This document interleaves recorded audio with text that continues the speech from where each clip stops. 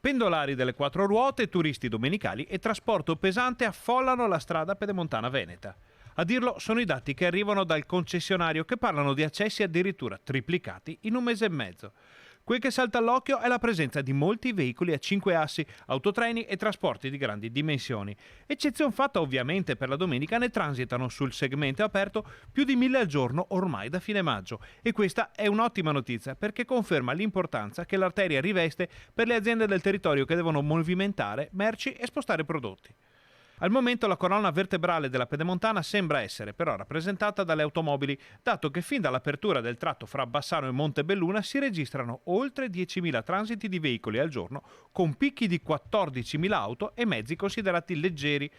Questo dato non cala nel fine settimana, anzi in qualche occasione sale, segno che la pedemontana è comoda tanto per i turisti quanto per i pendolari. Bene anche la categoria dei furgoni e del movimento merci a corto raggio, con una media di quasi 3.000 mezzi al giorno nei periodi feriali. Certo, tutta questa situazione va vista in prospettiva fino a quando non verranno aperti i collegamenti con la A4 a Montecchio e con la A27 all'altro capo di questa opera. Gli addetti ai lavori puntano ad almeno 27.000 transiti quotidiani una volta a regime e la Regione, per voce del governatore Luca Zaia, ha già confermato che a quel punto si potrà iniziare a pensare a sconti sulle tariffe per gli utenti.